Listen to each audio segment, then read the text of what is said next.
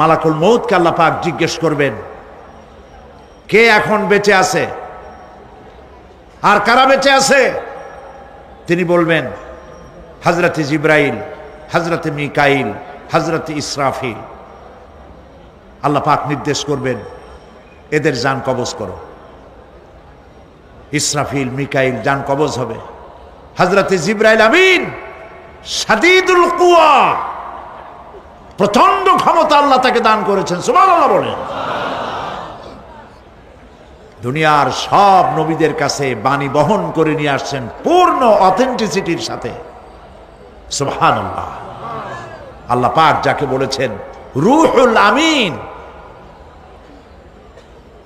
নবী করিম সাল্লাল্লাহু আলাইহি সাল্লামের মেরাজের রাত্রে যে কথা বলা হয়েছে, ওয়ালাকাদ রাহু বিল উফুকিল মুবিন, পশ্চিম দিক বলয় তিনি যা দেখতে পেয়েছিলেন, তাফসীর বলছে হযরতে জিবরাইলের পূর্ণ আকৃতিতে নবী করিম সাল্লাল্লাহু আলাইহি সাল্লাম তাকে দেখতে পেয়েছিলেন। হযরতে জিবরাইল যখন দুনিয়া আসেন, কোন কোন কিতাবে লেখা হয়েছে 600 ডানা আছে তার, 2 ঝাপটায় আকাশ থেকে জমিনে চলে আসেন, সুবহানাল্লাহ। হযরতে জিবরাইলকে আল্লাহ পাক বলবেন তাকে মওত দাও, হযরতে জিবরাইলও বিদায় হয়ে যাবে। আল্লাহ প্রশ্ন করবেন, এখন আর কে বাকি? মান বাকিয়া ইয়া মালাকাল মউত। মালাকুল মউত বলবেন, হে আল্লাহ তাআলা, এখন তোমার সামনে আমি দাঁড়িয়ে আছি, আর কেউ নাই। আল্লাহ পাক বলবেন, মুত ইয়া মালাকাল মউত। আল্লাহু আকবার, মুত ইয়া মালাকুল মউত, মরে যা, মরে যা। মালাকুল মউত মরে চলে যাবে। কিয়ামতের দিন মানুষ যে জাহান্নামে যাবে, জাহান্নামের জন্য জাহান্নামে যে সব কারণে যাবে তার মধ্যে বড় কারণ, কালকে বলেছিলাম, দেখি মনে আছে নাকি, বড় কারণ কয়টা? আলহামদুলিল্লাহ মনে আছে। আল্লাহ রাব্বুল আলামিন বলেন, ইয়াতাসাআলুনা আনিল মুজরিমিন, কিয়ামতের দিন অপরাধীদেরকে জিজ্ঞেস করা হবে, মা সালাকাকুম ফি সাকার, জাহান্নামে কেন আসছো? জবাবে তারা বলবে, ক্বালু লাম নাকু মিনাল মুসাল্লিন ওয়া লাম নাকু নুতঈমুল মিসকিন, নামাজ পড়ি নাই আর এতিম মিসকিনদের খেতে দেই নাই, এই কারণেই জাহান্নামে এসেছি। কল নাউযুবিল্লাহ। নামাজ যারা পড়বে না জাহান্নামে যেতে হবে। কোথায় যেতে হবে? আকীদাগত দিক থেকে ঈমান হলো তাওহীদের স্বীকৃতি, আর আমলের দিক থেকে নামাজ হচ্ছে তাওহীদের বহিঃপ্রকাশ। আপনি মুসলমান তা প্রমাণ হবে নামাজ দিয়ে। নামাজহীন ঈমানের দাবি মূল্যহীন। যার নামাজ নাই তার ঈমানের দাবি করার কোনো মূল্যই নেই। অনেকে এরকম কথা বলে, হুজুর আমি মানুষটা নিতান্ত খারাপ না, যাই মনে করেন, গ্রামে রাস্তা বানাইছি, ব্রিজ করে দিয়েছি, কালভার্ট করেছি, এতিম মিসকিনরে তাও মাঝে মধ্যে খাবার দেই, বিধবারে কাপড় চোপড় দেই, মানুষটা আমি নিতান্ত খারাপ না, তবে এই মাঝে মধ্যে একটু নামাজ পড়ি না, তাতে কি আমার ঈমান নষ্ট হয়েছে নাকি? আমি বলি, ভাই ঈমানই তো নাই, নষ্ট হবে কি? ঈমান থাকলে না নষ্ট হবে? ঈমান নাই। সুতরাং একজন মুসলমান যদি নামাজ না পড়ে নিজেকে মুসলমান বলে দাবি করার কোনো হক তার নাই, দাবি করার অধিকার নাই। নামাজ হচ্ছে জিন্দেগি, নামাজটাই মূলত জিন্দেগি। নামাজটা কি? জিন্দেগি।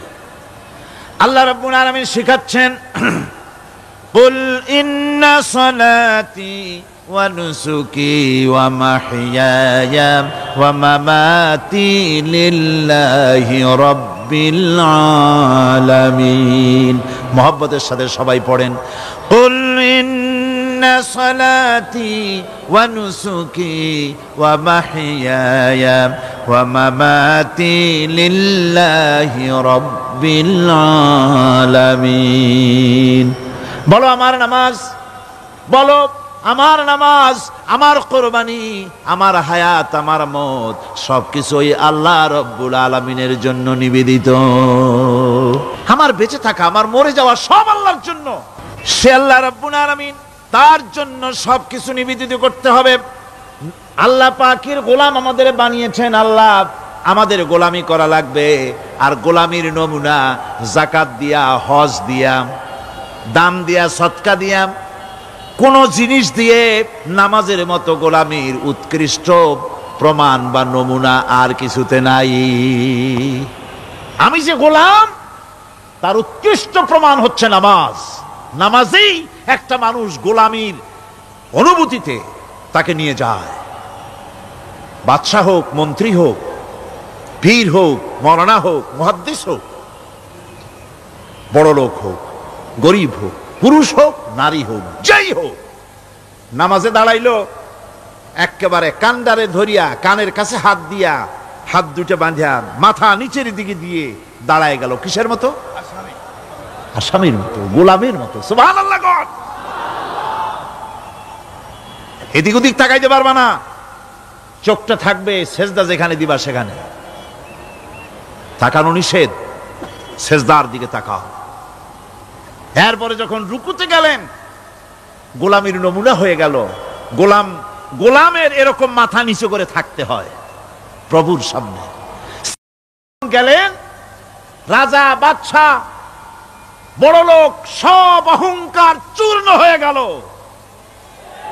নাক আর কপাল দিয়া আমার মাবুদের দরবারে মাথাটা লাগাই দিলাম জমিনের উপরে। সুবহানাল্লাহ।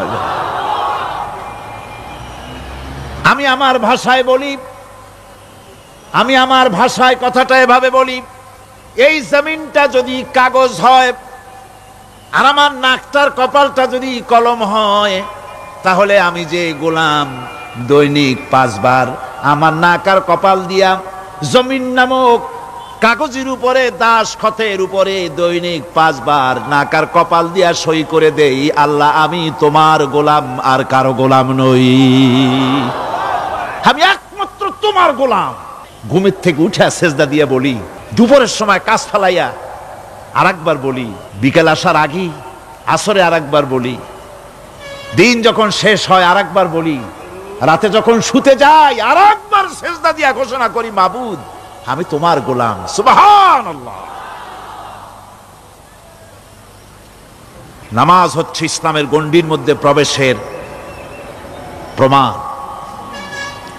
কোরআনে কারীম বলছে, ফাইন তাবু ওয়া আকামুস সালাতা ওয়া আতাউজ যাকাতা ফাইখওয়ানুকুম ফিদ্দীন।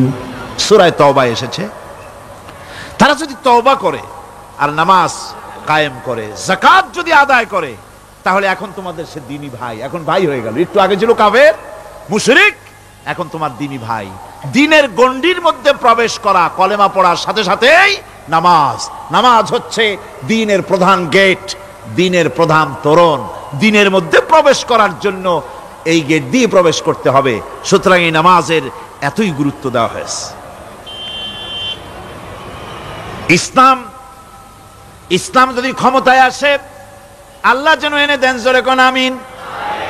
ইসলাম যদি ক্ষমতায় এসে যায়, রব্বুল আলামিন তাফসিরে মাহফিল, কোরআন সামনে নিয়া আশা করে তোমার দরবারে দোয়া করি, এই বিশাল জনসমুদ্রের দোয়া কবুল করো মাবুদ গো, এই বাংলাদেশকে ইসলামের দেশ বানাইয়া দাও। দেশটা যদি ইসলামের হয়ে যায়, আইন যদি আল্লাহর হয়, শাসন যদি সৎ লোকেরা করে, রব্বুল আলামিন কোরআন শরীফে বলেন, তাহলে তারা 4টা কাজ করবে। আল্লাযীনা মাক্কান্নাহুম ফিল আরদ আকামুস সালাতা ওয়া আতাউজ যাকাত ওয়া আমারু বিল মা'রুফি ওয়া নাহাউ আনিল মুনকার। মুমিনেরা ক্ষমতা এসে প্রথম যে কাজটা করবে, প্রথমে ক্ষমতা এসেই নামাজ বাধ্যতামূলক করবে। প্রথম কি? ওয়াজ নসিহতে অনুরোধ করা হবে না, বাবাজিরা আল্লাহর রাস্তায় নামাজটা পড়ে না।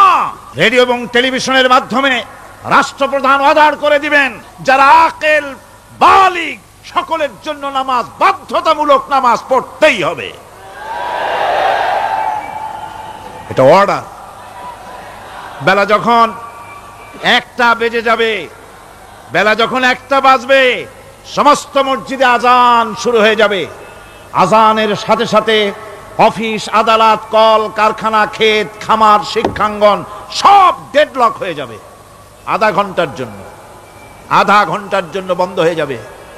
যারা মুসলমান অফিসে, কলেজে, ইউনিভার্সিটিতে, সর্বত্র তারা নামাজের জন্য প্রস্তুতি নেবেন। আধা ঘন্টার ভিতরে নামাজ আর খানা সেরে আবার কলেজ চলবে, বিশ্ববিদ্যালয় চলবে, কল চলবে, কারখানা চলবে, ক্যান্টনমেন্ট চলবে, সেক্রেটারিয়েট চলবে, সব আপন গতিতে চলতে থাকবে। আল্লাহর রহমত, বরকত আকাশ ফেড়ে নাজিল হয়ে যাবে। আর এই অর্ডার যে দেওয়া হবে, নামাজ পড়বেন সেখানে। থানায় যখন আজান হবে, থানায় আজান হয়ে গেছে, থানার স্টাফ, পুলিশ যারা আছে জামাতে খাড়া হয়ে যাবে, ইমামতি করবেন ওসি সাহেব। এসপির অফিসে এসপি সাহেব ইমামতি করবেন, ডিসি সাহেব তার অফিসে ইমামতি করবেন, মন্ত্রী সেক্রেটারিয়েট ইমামতি করবেন, প্রেসিডেন্ট বঙ্গভবন ইমামতি করবেন, বিশ্ববিদ্যালয়ের ভাইস চ্যান্সেলরের ইমামতিতে সে জায়গার মুসলমান ছাত্র ছাত্রী, শিক্ষক শিক্ষয়িত্রী এক জামাতে নামাজ আদায় করবে। এই যদি হয় চিত্র দেশের, অপরাধ থাকবে? থানায় ওসি সাহেব নিজেই যদি জামাতের ইমামতি করেন, এইভাবে নামাজ আদায় করেন পুলিশদের নিয়ে জামাতে, ঘুষ আর খাবে তারা? এসপি সাহেবের অফিসে, ডিসি সাহেবের অফিসে মন্ত্রীরা যদি এভাবে নামাজ কায়েম করে, তাহলে কি অন্যায় অপরাধ কিছু থাকবে সমাজে? থাকবে না। সুতরাং নামাজ বাধ্যতামূলক করে দেওয়া হবে। নামাজ বাধ্যতামূলক, সকলকে নামাজ পড়তে হবে। নামাজ হচ্ছে অপকর্মের প্রতিবন্ধক। নামাজ পড়লে অন্যায় কাজ থেকে বাঁচার পথ। অন্যায় থেকে বাঁচাই কিসে? নামাজ। আল্লাহ রাব্বুল আলামিন বলেন, উতলু মা উহিয়া ইলাইকা মিনাল কিতাবি ওয়া কিমিস সালাম ইন্নাস সালাতা তানহা আনিল ফাহশাই ওয়াল মুনকার। হে নবী, এই কিতাব তেলাওয়াত করো, যা তোমার প্রতি অবতীর্ণ করা হয়েছে, এই কিতাব তেলাওয়াত করো আর নামাজকে প্রতিষ্ঠা করো। নিঃসন্দেহে নামাজ মানুষকে পাপাচার থেকে বাঁচায়া দেয়। অশ্লীলতা, পাপাচার থেকে মানুষকে বাঁচায় কে? জোরে চিল্লায় কোন কে? নামাজ। এই নামাজ মানুষকে অন্যায় কাজ থেকে বাঁচায় দেয়। নামাজ যে মানুষকে অন্যায় কাজ থেকে বাঁচায়, কেমনে বাঁচায়? আমরা যে নামাজ পড়ি, এই নামাজে তো আমাদেরকে অন্যায় কাজ থেকে বাঁচাইতে পারে না। নামাজি বহুত মানুষ আছে অন্যায় করে, করে কিনা কোন? করে। নামাজি অথচ অন্যায় করে। আর আল্লাহ বলছেন নামাজিকে, নামাজ তাকে অশ্লীলতা থেকে ফিরায়। তাহলে কথা কারটা ঠিক? আল্লাহরটা। জোরে বলেন, কারটা ঠিক? অবশ্যই আমার আল্লাহর কথা হক। আমি ভুল করতেছি, আমি যেন কোথাও ভুল করতেছি, সামথিং ইজ রং, কোথাও যেন আমরা ভুল করে বসতেছি। সেই ভুলটা কি আমরা আবিষ্কার করতে চেষ্টা করবো ইনশাআল্লাহ। প্রথম যে কথাটা সেটা হচ্ছে এই যে আমরা যা নামাজে পড়ি আমরা তা বুঝি না। কথা ঠিক কিনা? আমি যদি এখন প্রশ্ন করি সামি আল্লাহু লিমান হামিদা অর্থ কি কোন, ফার্স্ট ডিভিশনে কয়েকটা লেটার নিয়ে ফেল করবেন এরকম লোক আছেন না নাই? সুবহান রাব্বিয়াল আলা অর্থ কি জানি না, সুবহান রাব্বিয়াল আযীমের অর্থ কি জানি না, দোয়া কুনুত অর্থ কি জানি না, তাশাহুদ অর্থ কি জানি না, সূরা ফাতিহার অর্থ কি জানি না। এমন কি উজুর মধ্যে কয়টা ফরজ তাও অনেকের জানা নাই। কথা কি বেশি বললাম না ঠিক বলছি? একজনে জিজ্ঞেস করলো, মিয়া উজুতে কয় ফরজ? কয় হুজুর কি মনে করেন যে বুঝি জানি না? এটা তো সাধারণ ব্যাপার, বলেন না কয় ফরজ? কয় উজুতে তো 17 ফরজ। কি কি? কয় হাত ধোয়া, পাও ধোয়া, মুখ ধোয়া, নাক ধোয়া, চোখ ধোয়া, জিহ্বা ধোয়া, মাথা ধোয়া। বলতে বলতে গুনে দেখা গেল প্রায় 19টার মতো বলছে। বলা হলো, মিয়া বললেন আপনি উজুতে ফরজ 17টা, কইলেন আপনি 19টা। কয় হুজুর জানি আরো, বলি না আপনাদের ভয়তে। উজু জানে না, নামাজ জানে না, তাকে এই নামাজ কেমনে ফিরাবে অন্যায় কাজ থেকে? কথা বুঝতে পেরেছেন? নামাজে আল্লাহু আকবার বললাম, এরপরে সানা পড়লাম, তারপরে সূরা ফাতিহা পড়লাম। সূরা ফাতিহার ভিতরে যে সমস্ত কথাগুলি বললাম সেই কথাগুলি বুঝি না, কি বলেছি তাও জানি না। এরপরে সুবহান রাব্বিয়াল আলা বলেছি, সুবহান রাব্বিয়াল আযীম বলেছি, সামি আল্লাহু লিমান হামিদা বলেছি, অর্থ কি জানি না। আল্লাহ তা শুনতে পান, যে ব্যক্তি আল্লাহর প্রশংসা করেন তিনি তা শুনতে পান। নামাজের মধ্যে আইডিয়া দেওয়া হচ্ছে, তুমি যে আল্লাহর জন্য নামাজ পড়তেছো, প্রশংসা করতেছো, এটা এমন নয় যে আল্লাহ পাক দেখছেন না বা শুনতেছেন না। তুমি যা বলতেছো, প্রশংসা করতেছো, আল্লাহ পাক তা শুনতে পাচ্ছেন। সামি আল্লাহু লিমান হামিদা, সুবহান রাব্বিয়াল আলা। আমি মহান সর্বশ্রেষ্ঠ আল্লাহ রাব্বুল আলামিনের পবিত্রতা ঘোষণা করছি, আমি তার প্রশংসা করছি। সূরা ফাতিহার কি আমরা বলি আপনারা ব্যাখ্যা দেখে বুঝে নিয়েন, সেগুলি আমি এখানে বলে বাকি কথা সব শেষ করতে পারবো না। নামাজে কি পড়েন সেটা যদি জানতেন, অবশ্যই আল্লাহ রাব্বুল আলামিনের কথা কার্যকরী হয়ে যেত। ইন্নাস সালাতা তানহা আনিল ফাহশাই ওয়াল মুনকার। নামাজ মানুষকে পাপের কাজ, অশ্লীলতা থেকে ফিরাতে পারে। আল্লাহ ইন্না বসায়ছেন, নিশ্চয়ই, বেশক, অবশ্যই নামাজ পাপ থেকে ফিরাবে। কিন্তু কেমনে ফিরাবে নামাজ তো বুঝি না, নামাজ তো বুঝি না। খালি সেজদা দেয় জনমের মতো, আর সেজদা কি? নামাজে যদি দেখে ইমাম দেরি করতেছে, আত্তাহিয়াত পড়তে দেরি হয়ে যাচ্ছে, পিছন থেকে সিগন্যাল মারে, ঠিক কিনা? বেয়াদব, বেয়াদব। তোমার নামাজ, তোমার আত্তাহিয়াত আগে শেষ হয়েছে, তাতে কি হয়েছে? চুপ করে বসে থাকো। ইমামকে কাশি দিয়া সতর্ক করার অধিকার তোমার নাই। যদি ইমামকে সতর্ক করার জন্য কাশি দিয়ে থাকো, তোমার নামাজ ফাসেদ হয়ে যাবে। এটা ফাজলামি করার জায়গা না, এটা নামাজ। এর নাম কি? ধীরে সুস্থে নামাজ পড়তে হবে। অনেকে মসজিদটারে মনে করে জেলখানা, ঢুকতে যত দেরি, বেরোতে পারলে যেন বাসে যান ছটফট করে। সিনেমার মধ্যে গিয়ে ঘন্টার পর ঘন্টা বসে থাকে, খারাপ লাগে না? মসজিদে কেরাত যদি একটু লম্বা পড়ে, পিছনে বসে খালি কি যে করে মনে মনে বলতে থাকে যে ইমাম এমন কাঁচা ছাড়া ছাড়ি না। আর গান যখন শোনে, শুনতেই থাকে, কত মজা, ঘুম আসে না। নাউযুবিল্লাহ। সুতরাং নামাজে কি পড়েন সেটা আপনাকে বুঝতে হবে। সঠিকভাবে নামাজ পড়ার পরও যদি কোনো মানুষের সঠিকভাবে, ভালো করে শোনেন, সঠিকভাবে নামাজ পড়ার পরেও যদি কোনো মানুষ পাপের থেকে না ফেরে, তাহলে বুঝতে হবে একথা, পানি আর সাবান দিয়া কাপড় ধুলে কাপড়ের ময়লা যাবে, কিন্তু পানি আর সাবান দিয়া কয়লা জনমের মতো ধুইলেও কয়লার ময়লা যাবে না। কথা বুঝে আসছে? এর থেকে আর উত্তম দৃষ্টান্ত আমার কাছে নাই। নামাজ পড়ার পরেও যদি চরিত্র ভালো না হয়, বুঝতে হবে নামাজ হচ্ছে না, কাঙ্ক্ষিত মানের নামাজ আদায় হচ্ছে না। আল্লাহর নবী বলেছেন, যার নামাজ পাপ কাজ হতে ফিরাতে পারলো না, তার নামাজ নামাজি নয়। আবার শুনুন, রাসূল বলছেন, যার নামাজ তাকে পাপের কাজ থেকে ফিরাতে পারলো না, তার নামাজ নামাজ নয়। ওইটা নামাজ হয় নাই, যার জন্য তার পাপ থেকে তারে ফিরাইতে পারছে না।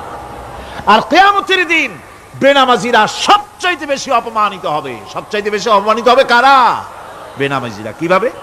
ইয়াউমা ইউকশাফু আন সাকিন ওয়া ইউদআউনা ইলাস সুজুদি ফালা ইয়াস্তাতিউন। সেদিন কঠিন সময়, আল্লাহ রাব্বুল আলামিন লোকদেরকে সিজদা করার জন্য বলবেন, কিন্তু যারা বেনামাজি ছিল দুনিয়ায়, তারা সিজদা দিতে পারবে না। বলেন নাউযুবিল্লাহ। অবস্থাটা কি হবে? খাশিআতান আবসারুহুম তারহাকুহুম যিল্লাহ। তাদের দৃষ্টি নিচু হবে, লাঞ্ছনা এবং অপমান তাদের উপরে চেপে বসবে, সিজদা দিতে পারবে না। আল্লাহ আমাদেরকে ক্ষমা করুন। কিয়ামতের দিন হযরত আদম আলাইহিস সালাম থেকে শুরু করে পৃথিবীর সমস্ত মানুষের সামনে আল্লাহ রাব্বুল আলামিন সিজদা করার জন্য অর্ডার করবেন। যারা নাকি বেনামাজি ওরা আল্লাহর দরবারে সেদিন সিজদা দিতে পারবে না, লাঞ্ছিত অপমানিত হবে। জোরে কোন নাউজুবিল্লাহ।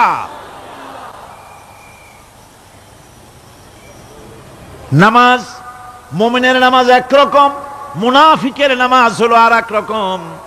মুনাফিকরাও নামাজ পড়ে, পড়ে কিনা কন? মুনাফিকেরাও নামাজ পড়ে। মুনাফিকেরা যখন নামাজ পড়তে যায় আল্লাহ রাব্বুল আলামিন বলতেছেন ওয়া ইযা কামু ইলাস সালাতি কামু কুসালা। মুনাফিকেরা যখন নামাজ পড়তে দাঁড়ায়, নামাজে আসে ঠিক তারা, কিন্তু নামাজের জন্য দাঁড়ায় খুব শৈথিল্যভাবে দাঁড়ায়, কাহিলি সুস্তি, এ জায়গা চুলকায়, পায়জামা ধরে টান দেয়, টুপিটা ঘুরে আয়, এদিক ওদিক তাকায়। মুনাফিকের নামাজ দেখলেই ঠিক পাওয়া যায় যে বেটা মুনাফিক। এইভাবে সে দাঁড়ায়। তার নামাজটা কি জন্য? ইউরাউনান নাসা ওয়ালা ইয়াযকুরুনাল্লাহা ইল্লা কালিলা। তাদের নামাজ হচ্ছে মানুষকে দেখাবার নামাজ। নাউজুবিল্লাহ। এখন দেখবেন এই মৌসুম আসছে, নামাজের মৌসুম, বেনামাজিদের নামাজের মৌসুম। জনসভা হচ্ছে, নির্বাচন আসতেছে, নামাজে রক্ত হয়ে গেছে, তাড়াতাড়ি আজান হয়ে গেল। টুপি না থাকলে রুমাল একটা মাথায় দিল, উজু আছে কি না আছে, আল্লাহু আকবার, যা আছে কপালে হয়ে যাক। মানুষকে দেখাবার জন্য এরা নামাজ পড়ে। এরা আল্লাহর শরণার্থে নামাজ খুব কম লোকই করে। এরা হচ্ছে মুনাফিক। দুনিয়া এবং আখিরাতে কল্যাণের জন্য একমাত্র মাধ্যম হচ্ছে নামাজ। দুনিয়াও যদি কল্যাণ চাই, আখিরাতেও যদি কল্যাণ চাই, তাহলে এর জন্য কি করতে হবে? কি করতে হবে? আমার কথা নয়, আল্লাহ রাব্বুল আলামিনের কথা শুনুন। রব্বুল আলামিন বলেন ক্বাদ আফলাহাল মুমিনুন আল্লাযীনা হুম ফি সালাতিহিম খাশিউন ওয়াল্লাযীনা হুম লিয-যাকাতি ফাঈলুন ওয়াল্লাযীনা হুম লিফুরুজিহিম হাফিজুন। নিশ্চিতভাবে সেই সব মুমিন কল্যাণ লাভ করবে, নিশ্চিতভাবে। তারা হচ্ছে ওই সব লোক যারা নিজেদের নামাজ ভীতি মিশ্রিত, ভীতি মিশ্রিত অবস্থায় বিনয়ের সাথে যারা নামাজ আদায় করে, যারা বেহুদা কাজ থেকে বিরত থাকে, যারা যাকাতের পন্থায় কর্মতৎপর হয়, আর যারা নিজের লজ্জাস্থানকে হেফাজত করে। এরপরে আল্লাহ পাক বলেন ওয়াল্লাযীনা হুম লিআমানাতিহিম ওয়া আহদিহিম রাউন ওয়াল্লাযীনা আলা সালাওয়াতিহিম ইউহাফিজুন ওয়াল্লাযীনা আলা সালাতিহিম হাফিজুন। আর যারা তাদের আমানতকে পূর্ণ করে, আমানত এবং তাদের ওয়াদা চুক্তি পূর্ণ করে, এবং যারা নিজেদের নামাজ সমূহকে পূর্ণভাবে হক আদায় করে নামাজ পড়ে, নামাজের যারা হেফাজত করে, এরা কারা? এরা হচ্ছে উলাইকা হুমুল ওয়ারিসুন আল্লাযীনা ইয়ারিসুনাল ফিরদাউসা হুম ফিহা খালিদুন। এরা হচ্ছে সেই সব লোক, এরা উত্তরাধিকার হচ্ছে জান্নাতের উত্তরাধিকার, জান্নাতুল ফিরদাউসে আল্লাহ রাব্বুল আলামিন এই গুণ বিশিষ্ট লোকদের জন্য জায়গা করে দিবেন। জোরে কোন সুবহানাল্লাহ। নামাজকে পড়তে বলা হয় নাই, কোরআন শরীফে বলা হয়েছে নামাজ কায়েম করো। কি বলা হয়েছে কন্ত দেখি? নামাজ কায়েম করো, নামাজ পড়ো। এই কথা কিন্তু কোরআন শরীফে কোনো জায়গায় আছে নাকি? এখন কায়েম করা কারে বলে? একটা গুরুত্বপূর্ণ আরেকটি বিষয়। নামাজ কায়েম করতে বলা হয়েছে। কায়েম কি? কায়েমটা হচ্ছে দৃষ্টান্ত স্বরূপ বলা যায় যে জিনিসটা সমাজে প্রতিষ্ঠিত আছে ওইটারে বলে কায়েম হওয়া, আর যেটা প্রতিষ্ঠিত নাই ওটা কায়েম নাই। কায়েম মানেই হলো প্রতিষ্ঠিত থাকা। যেমন আমাদের দেশে, আমাদের সমাজে নারী পুরুষ শিশু বৃদ্ধ সকলেই কাপড় পরা, শাড়ি পরা, লুঙ্গি পরা, এই কাপড় পরাটা কায়েম আছে, প্রতিষ্ঠিত আছে না নাই? যার কারণে কাপড় পরা সমাজে কায়েম আছে বলে উলঙ্গ মানুষ সমাজে খুঁজে পাওয়া যায় না, পাগল ছাড়া। ঠিক কিনা? একটা বাচ্চাকেও যদি উলঙ্গ হতে বলেন এখানে, 5 বছর 6 বছরের একটা বাচ্চাকেও সে কিন্তু রাজি হবে না, ঠিক কিনা? যেহেতু কাপড় পরা সমাজে প্রতিষ্ঠিত আছে, সেহেতু উলঙ্গ মানুষ পাওয়া যায় না, কাপড় পরাটাই এখানে প্রতিষ্ঠিত।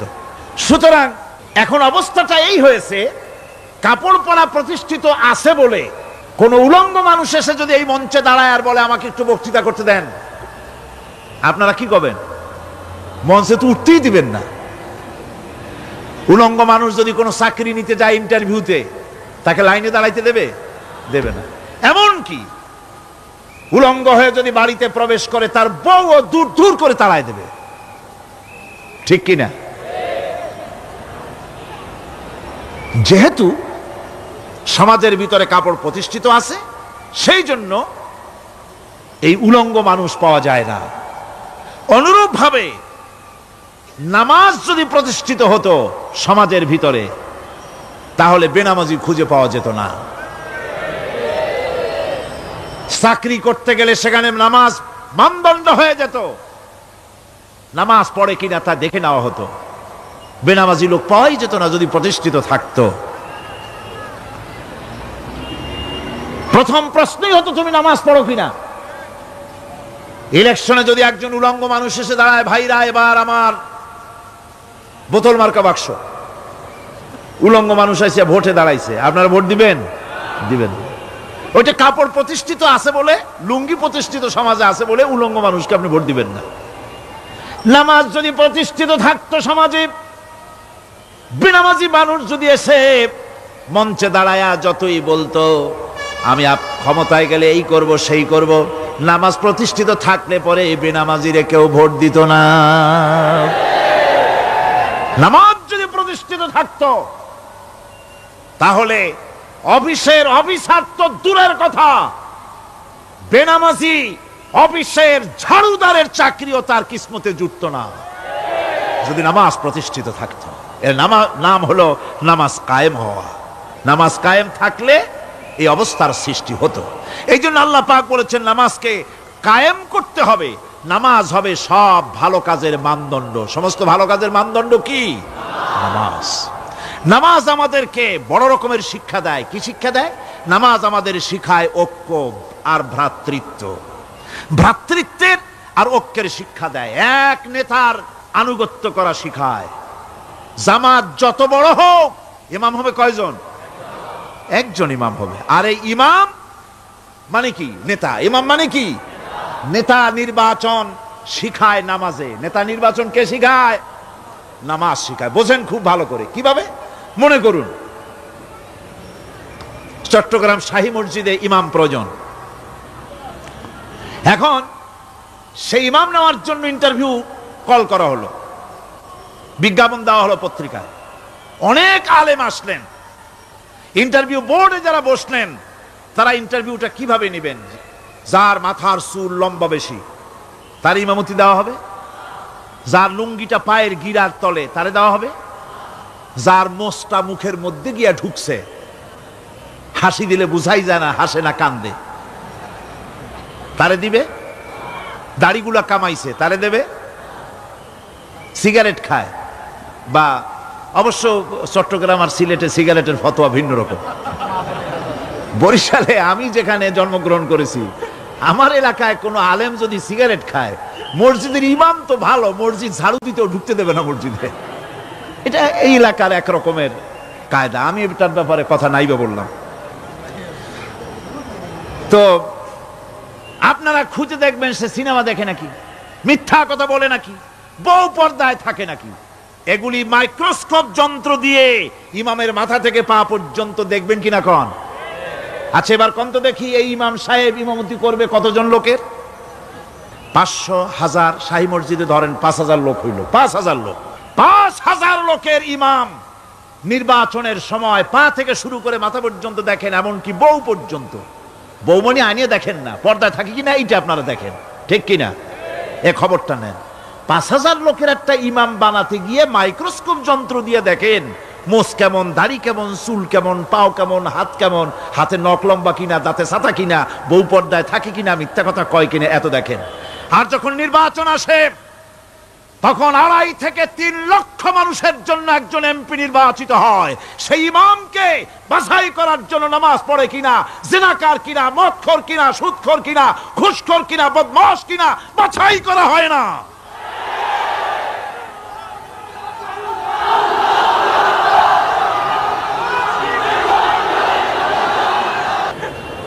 নামাজ আমাদেরকে এটা শিখায় ইমাম কেমনে বানাইতে হবে। কোন সুবহানাল্লাহ। নামাজ ঐক্য শিখায়, নামাজ ভ্রাতৃত্ব শিখায়, নামাজ পারস্পরিক মহব্বত শিখায়, নামাজ নেতা কেমন হওয়া উচিত, নেতা নির্বাচন শিখায়। আবার নেতা ভুল করলে তার ভুল বলা যাবে না, এরকম হতে পারবে না। নামাজের ভিতরে ইমাম যদি ভুল করলেন, আপনি লোকমা দিবেন, সুবহানাল্লাহ, আল্লাহু আকবার বলবেন। যদি তিনি সংশোধন না হলেন আবার দেন, তাতেও সংশোধন হলো না আবার দেন। 3 বার লোকমা দেওয়ার পর যদি ভুল সংশোধন না করে নামাজ ছেড়ে দেন, ইমামকে বের করে দেন, নতুন ইমাম নিয়োগ করেন।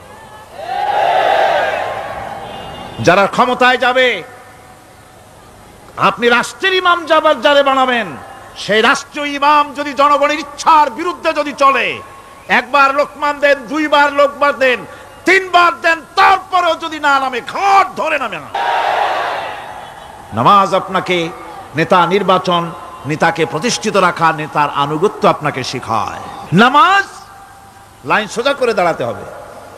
লাইন যদি বাঁকা করেন, আপনার কলজেটা ওরকম বাঁকা হয়ে যাবে। কোন নাউযুবিল্লাহ। নামাজের কাতারে যার কারণে নামাজের কাতার বাঁকা হবে, পুরা কাতারের জন্য আল্লাহর কাছে ওই লোকটা দায়ী হয়ে যাবে। নামাজ শৃঙ্খলা শিখায়। সুবহানাল্লাহ কইতে ইচ্ছা করে না?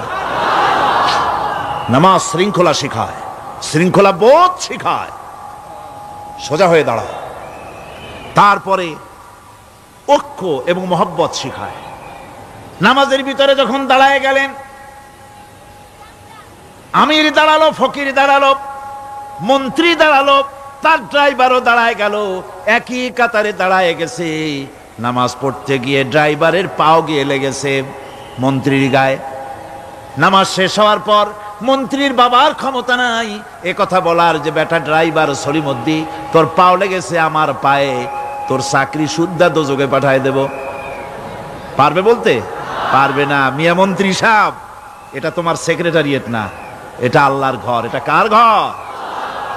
এক হি সব মে খড়ে হো গে महमूद आयाज, एक ही सब में खड़े हो गए महमूद आयाज, न कोई बंदा रहा न कोई बंदा नवाज। एक ही কাতারে দাঁড়িয়ে গেছে সম্রাট মাহমুদ আর চাকর আয়াজ। এখন সম্রাট মাহমুদও নাই, চাকর আয়াজও নাই, সম্রাট আর চাকর দুজনই আল্লাহ পাকের গোলাম হয়ে গিয়েছে। তুমি মসজিদে এসেছো, তুমি আল্লাহর গোলাম। কার গোলাম? আল্লাহ পাকের গোলাম। এই জিনিস শিখায় নামাজ। নামাজ শিখায় মানুষকে পাঞ্চুয়ালিটি, নিয়মানুবর্তিতা, সময়ের জ্ঞান শিখায় নামাজ। নামাজ মানুষে কি শিখায়? আল্লাহ রাব্বুল আলামিন বলছেন, ইন্নাস সালাতা কানাত আলাল মুমিনিনা কিতাবাম মাওকুতা। নিঃসন্দেহে নামাজ মোমেনদের নিয়মানুবর্তিতার সাথে ফরজ করা হয়েছে, তাদের উপরে নিয়মানুবর্তিতার উপরেই, সময়ের উপরে নামাজকে ফরজ করা হয়েছে। আপনার আন্দাজ মতো আপনি পড়তে পারবেন না, সময় মতো পড়তে হবে, আউয়াল ওয়াক্তে পড়তে হবে। আমার দেশের মসজিদগুলিতে ফজরের নামাজ পড়া হয় এমন সময় পূর্ব দিক ফর্সা হয়ে যায়। ইমাম সাহেব যদি ভুল করেন, নামাজ যদি দোহরাতে যান, তাহলে সূর্য উদয় হয়ে যাবে, এমন অবস্থা। নামাজ এত দেরিতে পড়া হয়। প্রত্যেক ওয়াক্তের নামাজ আউয়াল ওয়াক্তে পড়ার জন্য রাসূল সাল্লাল্লাহু আলাইহি ওয়াসাল্লাম তাগিদ করেছেন। সময়ের দিকে লক্ষ্য রাখতে বলা হয়েছে। যেই জাতির, লক্ষ্য করুন, যে জাতির দৈনিক 5 বার টাইমলি, অক্ত মতো, সময় মতো নামাজ আদায় করতে হয়, দুর্ভাগ্যজনক সত্য, সেই জাতির কাছে সময়ের কোনো দাম নাই। সময়ের দাম নাই। 9টার গাড়ি কয়টায় আসবে? 9টার গাড়ি কয়টায় আসবে? একদিন দেখা গেল সত্যি 9টার সময় এসে গেছে। যাত্রীরা বলছে মাশাআল্লাহ, অন্তত একটা দিন তো 9টার সময় আসলো। স্টেশন মাস্টার বলছে না, খুশি হওয়ার কারণ নাই, আজকের না, এটা গতকালকেরটা। আমার আমেরিকার সফরের সময় যে বাড়িতে আমি আমেরিকায় থাকি, কুইন্স এলাকায়, নিউ ইয়র্ক সিটিতে, সে বাড়িওয়ালা চাকরি করে। সে আমাকে বলল 10টি বছর আমি একটা ট্রেনে যাতায়াত করি। সে বলছে রাত 3:45 ট্রেনটা আসে, ওই ট্রেনে চড়ে সে তার কর্মস্থলে যায়। বলল 10টা বছর আমি এখানে আছি, 10 বছরের ভিতরে এই ট্রেনটা 1 মিনিটের জন্য এদিক ওদিক করলো না, ঠিক 3:45 এসে হাজির হয়ে গেছে। ঝড় হোক, বৃষ্টি হোক, স্নো পড়ুক, বরফ পড়ুক, টাইমলি চলতেছে। দুনিয়ায় ভিন্ন জাতিরা যে উন্নতি করে তার পেছনে সময়ের জ্ঞান তাদের অনেক বেশি আমাদের থেকে, কথা ঠিক কিনা? আমাদের সময়ের জ্ঞান নাই, সময়ের কোনো মূল্য আমরা দেই না। 2টার সময় মিটিং হবে, মন্ত্রী সাহেব আসেন 5টার সময়, ঠিক কিনা? বক্তৃতার জন্য সময় দেওয়া হয়েছে 20 মিনিট, নাহমাদু ওয়া নুসাল্লি আলা কইয়া সুর দিয়া 35 মিনিট গেছে নাহমাদু কইতে কইতে, সময় 20 মিনিট, তার মনেই নেই। এই যে সময়ের জ্ঞান নাই, এটা ব্যর্থতা। নামাজ মানুষকে সময়ের জ্ঞান শিখায়, কোন আলহামদুলিল্লাহ। এই সময়ের জ্ঞান আমাদেরকে শিখতে হবে। এবার আমি আপনাদের সামনে বলতে চাই, আল্লাহর নবী জনাবে মুহাম্মদ রাসূলুল্লাহ সাল্লাল্লাহু আলাইহি ওয়াসাল্লাম নামাজের ব্যাপারে কি বলছেন। এতক্ষণ তো আল্লাহর কথা শোনালাম, কার কথা শোনাইছে? আমার আল্লাহর নবী বলেন, নবীকে প্রশ্ন করা হলো, ইয়া রাসূলুল্লাহ আইয়ু শাইইন আহাব্বু ইনদাল্লাহি ফিল ইসলাম, ইসলামের মধ্যে আল্লাহর কাছে কোন জিনিসটা বেশি প্রিয়? আল্লাহর কাছে ইসলামের কোন জিনিসটা বেশি প্রিয়? হুজুর বললেন, as-সালাতু লিওয়াক্তিহা, মান তারাকা সালাতান ফালা দীন লাহু ওয়াস-সালাতু ইমাদুদ্দিন। আল্লাহর কাছে সবচাইতে বেশি প্রিয় হচ্ছে নামাজ। সবচাইতে প্রিয় কি? নামাজ। ওয়াক্ত মতো নামাজ আদায় করা আল্লাহ পাকের বেশি প্রিয়। আর এই নামাজ হচ্ছে দ্বীনের খুঁটি। এটা দ্বীনের কি? খুঁটি। এই যে খুঁটিগুলো আছে, খুঁটিগুলো ফালাই দিলে তারপর আপনার এই প্যান্ডেল থাকবে? থাকবে না। বিল্ডিং এর পিলার ভেঙে দেন, বিল্ডিং টিকবে? ঘরের খুঁটিগুলি উড়ায় ফেলেন, ঘর টিকবে? টিকবে না। দ্বীনের খুঁটি হচ্ছে নামাজ। লা দীনা লিমান লা সালাতা লাহু, যার কাছে দ্বীন নাই, যার কাছে নামাজ নাই, তার কাছে কি নাই? দ্বীন নাই, ঈমান নাই। আল্লাহর নবী বলেছেন, ওয়ান জাবিরিন রাদিয়াল্লাহু তাআলা আনহু قال قال رسول الله صلى الله عليه وسلم بين العبد وبين الكفر ترك الصلاة।